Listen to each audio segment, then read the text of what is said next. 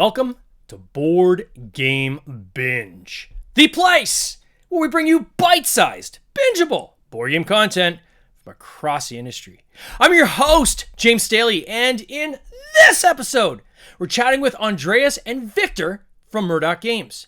Their debut title, Rumian, a strategic medieval adventure game, is currently on Kickstarter.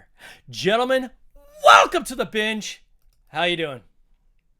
Thank you very much. Hi, guys. All good. How are you? Doing great. So we've got these two, I guess, are you friends? Are you brothers? What's your connection? Yeah, so maybe we'll start there. We're childhood friends, actually. So from Gothenburg, Sweden. So I think we've known each other since we were like 7 or something, probably. Yeah. So a long time now. And yeah, so this being in the board game thing is something that we've done together for a long time. Not creating. This is the first, but just playing games. Playing games is something that we've done a lot together over the years. Now, I think, was it one of you had said you guys sent me over your bios, someone was talking about like being a kid of the 80s. So yeah, that's dating yourself. I'm a kid of the 80s as well. All right. So again, nice. We're of the same age, I guess. But this industry has really changed, obviously, since the 80s. In the 80s, I think the pinnacle there was Risk, Monopoly, probably Stock Ticker, which had kind of bled over from the 70s and the 60s. What was kind of the genesis for you guys? Like, what were the core games you were playing back then? For me, like when it all started, it was when me and my brother got the Nintendo Entertainment System for a Christmas present. So in that moment, and I was maybe 7 years old, I remember that moment like it was happening yesterday. So after that, I was hooked on games, and Andreas introduced me to role playing, like maybe Yeah, I when we mean, were 10, 11. exactly. Yeah, I think so. For me, I mean, board games wise, it was probably like you mentioned, Monopoly and Risk. I think those were like the games Yeah. before Catan that everyone played. So that was Risk was a game I really enjoyed playing. It was like, it wasn't available like it was now, right? You had to go to some friend had it somewhere, like you played it once or twice in the summer or something like that. Yeah. But you got hooked instantly, like Viktor said, like with the Nintendo there. Then me and Viktor, we started playing role-playing games like Dungeons and Dragons and the Star Wars role-playing game a lot together. So a lot of role-playing games during those years when we were like, from 10 years or something like that. Yeah. Yeah. And then getting into like the role playing and so forth. So that's kind of going into the late 80s when that genre started to take off. Was the role playing for you, like how deep did you guys get into it? Like, was it based on predetermined maps, or were you guys setting your own stories? Like, was there any kind of dipping in your toe into the whole dungeon master or game master rules and things like this? Yeah, so I've been the game master or dungeon master basically since, because I was You didn't want to let got anyone else do no, I it. kept that rule to myself. But yeah, since I got the game, I learned rules, and then that's how it happened. I tried to just recruit my friends to start playing. But yeah, and soon afterwards, I think I started doing my own like role-playing games, like cyberpunk type of things, and all of that. But for story-wise, we were pretty much into it, like we were, especially Star Wars. We were huge Star Wars fans, so we were kind of Yeah. into that for a long time, doing that Star Wars role-playing game. And there was a game coming out in Sweden, which is called Eon, which is like a more fantasy role-playing game that we played a lot as well. And yeah, I mean, we're creating lots of campaigns and started creating our own like worlds for that as well. Mhm. So that's kind of where the creative part came in. I think. Yeah, Star Wars was a massive influence, I think, back then for most of it. I mean, you picked up on my Darth Vader mug, right? On the just Yeah, before we went on air there. Still a massive Star Wars fan, right? I just finished watching the whole Visions season 3 the other night, just blasted through the whole thing. And I think it's one of those things, once a Star Wars fan, always a Star Wars fan.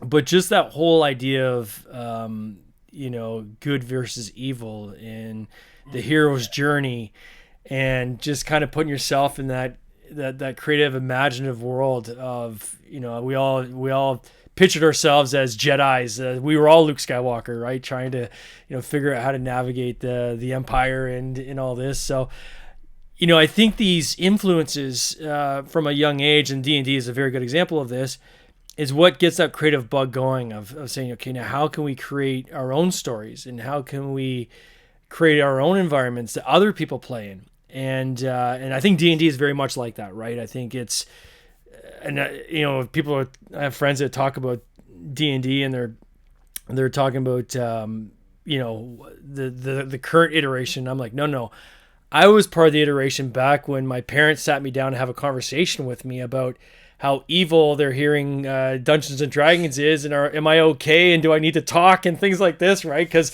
that's what was in the media, right? Like, be careful if your kids are playing D&D, because they might be sacrificing animals and things like this, and it was crazy, you right? just want it even more the game when they are saying so. Yeah, exactly. It's like, You're okay, like, now I I must definitely got have to that. It's play. forbidden.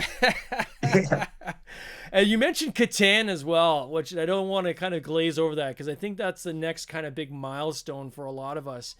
They really kind of took board games into the modern space, right? Or it's the gateway, right, that brought us into modern board gaming. Ticket to Ride's another good example of this. Was Catan pretty influential for you? Definitely for me. I don't know for you, Andreas, but of course, uh, Yeah, I mean, it was something just we played a lot together as well. Yeah. Sorry to go ahead. no, no, it's okay. Sorry, you're gonna say for me. So on the Catan front, is it? So it seems like one of you is into Catan pretty heavy, but the other one wasn't. Is that like, who was it? Was it Victor? You were into Catan deeper than maybe Andreas, or? I, I think so. It was Carcassonne was you. I remember when you Uh, introduced that game a long time ago, Andreas. It, we started to play a lot then, and we were like trying to do own expansions for it ourselves, and modified the rules of it, and even then, and we were like starting to explore more to develop games together while we were playing. But I always when we were playing, I was like, we can do it. We can do this ourselves. Should we do a game together? Come on now. But it was like Andreas who was finally like, yeah, let's do it now. And we like just and what are your yeah. background? Like, what do you guys like? This your first game, so obviously you have day jobs, I would assume. What are the industries that you guys independently work in? So I'm a project manager. I worked in the what do you call it, trucks industry and cars industry, Mm-hmm. actually. So I've been doing project management for the last maybe 8 years now, or something like that. Nice. uh, so it definitely comes in handy in a lot of things when doing for a Kickstarter, for example, or just creating and sourcing for manufacturers and all of that. So it's something that has helped us a lot, I think. Absolutely. And Victor, what do you do? I have done a lot of different things. I have had a lot of low salary jobs, jumping around like everything from postman to garbage man to I've been a welder for a time, some years. I'm right now I'm a teacher. I went to the university, but that's how do you say? I'm always been a dreamer. It's like I always want to do games. That's my passion. Yeah. And Those other things are like they are like more safety, like just to get money. But so game is my game now. That's the goal now. It's like that is what I'm going to do, and this is like for the rest of my life. and Doesn't then care. the Maybe hmm? the rules between the two of you, then I'm going to guess. But is Andreas, are you more kind of the business side of the Kickstarter, where Victor's more the creative side? Is that kind of the split between the two of you? I think here you took up a good point here because we complement each other on Yeah. so many points, and we that's what we're saying all the time. Like, um, not it's not so clear cut actually. I mean, Victor has a lot of good business acumen as well. He's really good on that, and so we like in every part we try to just do it together. Like I do some draft or something, or how about this? And he comes in and, oh, what about this? You haven't thought about this, or like maybe should we add this? Yeah. So that's both in the creative process and doing the like a project like Kickstarter. Everything we complement each other really really well, I think. Certainly, I think if you look at the two careers, there's a lot to draw from there in this, right? So project management is a massive, massive part of not only the Kickstarter side, but even bringing games to marketplace. And then if you look at the other side, like even teaching, right? Like rule books. Think about a rule book. You got to have an idea of, okay, now how am I going to explain this game to people in a way they can follow in an instruction manual? Well, guess what? Teaching skills is pretty handy in that regards, right? The creative side often, I think back to, I used to work in a car factory when I was going to school, and it was a very mundane job, very boring job. But some of my earliest creative ideas on the first games I ever created were made up while I was doing that job, because just my brain would go into creative mode of, okay, now how am I going to entertain myself for the next 8 hours while I'm assembling these brakes on these cars, right? And my mind would just go, and I would be virtually working on games in my mind while I was working on these cars, right? And that led to the first game I ever put out on Kickstarter was something I created in that environment. So people that commute, people that have jobs where I'm in Canada, where most people that drive to their careers, there's usually a bit of a drive, right? So it's not like Europe where everything's close together. Things here are further apart.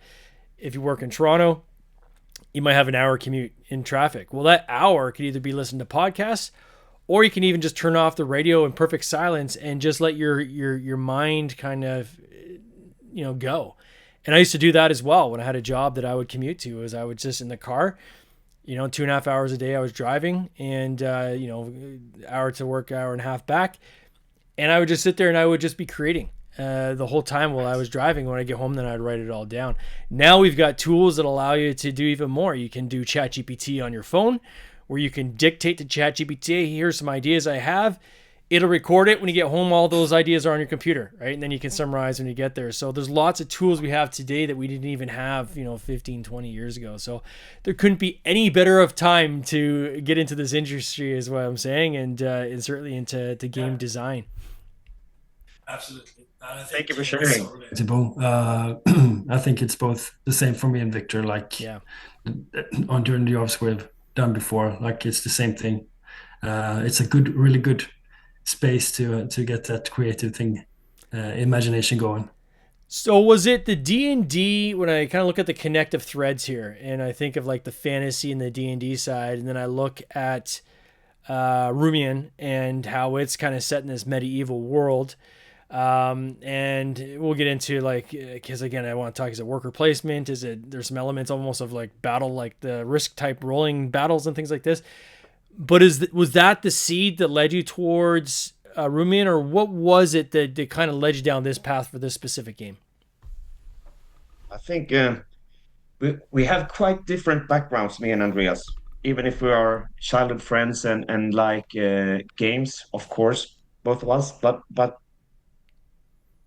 when we met up, it was like, what what do you want to see in the perfect game, Andreas? We all know we want to do a medieval theme adventure game, We're both hooked to that genre. Uh, but we actually just wrote our like own ideas, both of us, and meet up and to see what we really liked about each other's ideas, and then we tried to merge them, and so it started from there. So we took our both our influences and tried to be open for each other. But it's like that. It's such a good match. I always like Andreas' ideas often and we think different. So it's good to have two persons, so you can like sometimes you can be blind. You think an idea is good, and you can just discuss it with Andreas, and we can, like a married couple, like we can fight, but we are always friends Yeah. afterwards, and we come out better with it. Like especially with ideas, just going back and forth all the time. I think So exactly. that was I sweet. think one part of it is like for that we I mean the genre we do like through D&D and also the Eon game that I mentioned that we played a lot together. Yeah. So I think that has a lot to do with it. Obviously, we like that kind of always we did a little bit of a low fantasy type of campaigns, and I think that reflects also here in Rumian. It's there, some mysterious feeling to it, the fantasy, but it's not something that there's not like dragons and orcs, etc. coming out of the No. woodwork. So yeah, that's definitely has a part of it, I think.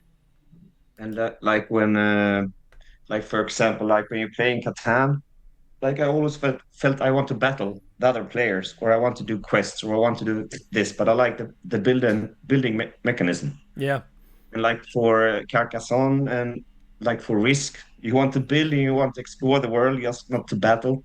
So it's also combining a lot of influences and try to like incorporate games that we like. And Andreas, uh, in the later years, I think you were more into to role playing than I am. I have more of a video game background, fanatic, and I try to get those influences in also. And yeah, for the world also, like for Star Wars, the retro futuristic feel of everything being worn and used. Hmm. That's also elements we try to bring in to Rumian, that we want a world that is like really used and quite dirty and but still have this like classic medieval high adventure theme to it. So there's like we have a lot of influences from movies also. Like Willow example is a good Mm. example. Yep. The old movie, like just that world and the feeling of it. It's you can really say that Rumian has a lot of that spirit into it. Also, That's if you're cool. into that. So, how would you describe for someone who wanted to understand what this game is about? How would you describe this game? How would you say you kind of play this game, so to speak? Like, would you say it's a worker placement? It's kind of ish, right? Like, there's a bunch of ishes in here, right? Exactly. Should I take it maybe? So without getting too sort of say it's not a sandbox, but it's touched a little bit of what Victor said. Like what we have wanted to create was something that where you can take different paths to get to your goal. Right? You Mm. can be like the adventurer going on quests, like he mentioned, and exploring through cards and everything. But you can also, if you don't want like that, you can be like a builder or mason, developing the land. Or if you want to focus more on battles, you can do that. Or you can also like be more of a trader, like you can craft and trade goods in the market. So we've created like a world where you can kind of choose and you can mix between these roles as well, or you can focus on one of them to kind of it's not obviously a sandbox, but it's something where you can choose your playing style, and you need to a little bit adapt to what the others are doing, obviously. But so with that background, the goal of the game is to become the next great legend of Romeo, right? So you compete against the others, but you can again be a peaceful trader, or you can become like a conquer territories. Uh, so there's always that room, and in the end, the whatever you do, you will get victory points for it, how you influence the kingdom, and whoever gets the most wins the game. Yeah, it's very like when you said it kind of was almost like Catan or Carcassonne with the ability to attack people. That was definitely the vibe I got when I was watching through. I'm like, it's like Catan, but now I can actually attack people. Like I'm gonna actually.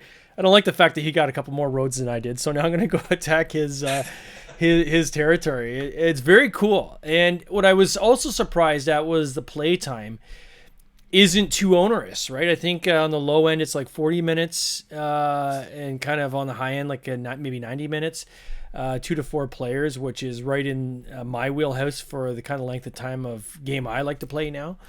Was that something that you guys put a lot of thought into, like in terms of controlling that playtime, or what was kind of the thought process that went into that?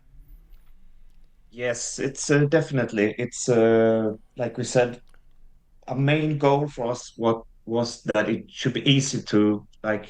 It needed to have like depth the game, but it was should be easy to learn, and you should be able to pick the game up in just one night. If you have the game, you should be able to read the rule book and start playing quick. So we have put a lot of effort to do it really accessible to like even families, or it's younger player also, but Mm-hmm. also more experienced player. It's easy to get into, but it's have a lot of layers, which make it like just to master all. Sorry, I come into another subject here about the game length. Yeah, so that's to connect to that. It's if you just want to do a more short game sessions, like when you don't have time, it's perfect. Yeah. And if you want to do longer, you can just adapt it for your like epic game night. If you want to do it late in the night, you can just do a. Uh, and it actually works really, really great when you do it the short times and the more longer. Mm-hmm. You just need to have stamina and just energy to just push it and have to like play it a long time. The first iteration of this game, when was the first version you guys had created? Like how long ago was that? I would say maybe, could it be 5 years ago or something like that? We started developing this game right when the coronavirus Yeah. hit, actually. So I remember it very well. And so that's when we decided to, let's do this. I was living in Japan at the moment. So Mm. we have developed this game basically online, from Japan and Sweden, in the nights. But yeah, it was around 5 years ago that we had the first version. So we were doing some, PowerPoint kind of digital boards there, and started to play test with each other basically at that point. And when And did you then get I started to. Sorry, I was sorry, going to Dan. say, what are some of the main changes that you made along the way? Like, what were some of the big things you're like, we gotta, it's still not there. Like, this is the thing that we need to kind of try to balance, or this is the thing we need to change. Like, was there some big changes along the way, like from 5 years ago? The game board, definitely. Mm. The game board, definitely. We wanted to do some. Of course, we want to create. For us, it was like trying to get a board that is like evolving, like changing each game session and everything. But we it wasn't meant for this game. So we felt we did the perfect suit was to have a classic game board like it is, but a lot of freedom to move around it. Yeah. Like instead of the board changing like with puzzle like tiles and stuff. So Yeah, I I think think that it's Andreas, because you had a love for that, you really also wanted to like have a board that you can build and connect things. Yeah. And like me too, I really tried to like, but it didn't. Just listen to the playtesters also, what they liked and not liked. Really taking their feedback in and try to just work on those things that that worked. So it's not a different game. It's like the core, the spirit of the game and the theme. It was there from the beginning, but all the mechanics like organically grew like spontaneously during this long ride and just fell naturally, Mm. like as going what people thought was good, and we of course. I imagine there was times when you would be going through this. I think the natural inclination is how do we add more players? Right? Was there ever a time where you're like, maybe we do 5, maybe we do 6? Like, did that ever come in? Like, I know it caps at 4 right now, but it almost feels like that would be a natural kind of discussion point along the way. Yeah, I mean, we have discussed both more players and solo version Mm. as well. I think, yeah, we just wanted it to flow and have that. I mean, this game works really well with 2, 3, or 4 players. So we felt that we had hit that sweet spot where this works really well with this number in this kind of version as it is now. But that said, there's we still have some ideas, but for more players, of course. But for this first version, we felt like this was the sweet spot that we wanted to go with. Nice. And I don't think there's anything wrong with making a game contained like this either, right? Like, I think sometimes, and I've been guilty of this myself, is kind of sometimes pushing to say, hey, I need to have a solo or I need to have even more players. And, you're servicing the 3% of the people that are playing the game instead of focusing on the 97% that are your core audience, right? And I think sometimes it's okay to service the core audience and, let that other 3% go if it allows you to make things a little tighter and more contained in terms of the offering you have, right? Where do you guys go from here? Like, are you guys working on another game? Is there, like, what's the plan now for Murdoc Games? This is your debut title, but is there maybe a space themed one in a game in the works, given our Star Wars discussion, or kind of what's the next steps? Yeah, we always have ideas, James. So we're a lot of things cooking. So we don't want to say too much here, but we have things going for Rumian as well. So, and then we also have a couple of Expansions. other expansions go exactly that and other things that we want to explore, obviously. And then also we have a couple of other completely different titles going on brewing as well. So, but that's going to be a Starting little working on later. those more where we have where we can lay focus from room in a while. It's So it's maybe a little bit later down the line, but some things there, yeah, definitely. And did you guys have a chance to showcase this at Essen at all, or?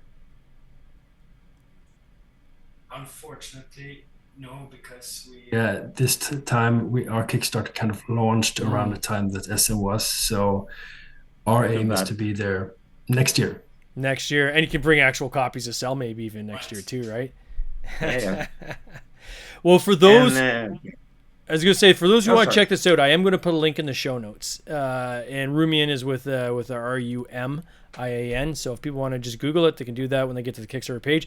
It's a project you love status, so it's probably showing up in your For You page in the For You page anyways. But as we're checking out, this looks really cool. This really brings back the feels for me from the kind of games I used to play and love, quite frankly, coming up through. And I can tell that you guys have kind of taken kind of this almost love letter to the industry of, all these different influences, these other games you really loved, kind of coming up and growing up, and you've kind of merged them all into kind of the ideal game, right? Set in this this medieval setting, which I think is super cool. It is already, you guys are way past your funding goal, so there's no worries about whether this is going to fund. It's already funded, and I believe you still have 21 days to go. So you're just scratching the surface as to where your funding is going to be. I'm sure you're going to be very happy where this lands. Gentlemen, I want to wish you all the best on this campaign. I can't wait to see how it ends. I'll be watching it myself, and I want to thank you again for joining me today. Thank you very much, James. Thank you so much. No worries, guys. You Thank you take for care. all the encouraging words, James. Thank you for having us. It was a blast No worries. doing this. Take Thank you. care. Cheers. This has been an episode of the Board Game Binge podcast, hosted by James Staley, produced by James Staley and Mike Bruner, with original music by Nick Smith. If you would like to watch these interviews live, simply subscribe to our YouTube channel, Board Game Binge, and you'll get access to live interviews, giveaways, and interesting board game content from across the industry. I can't wait for you to join us. See you next time.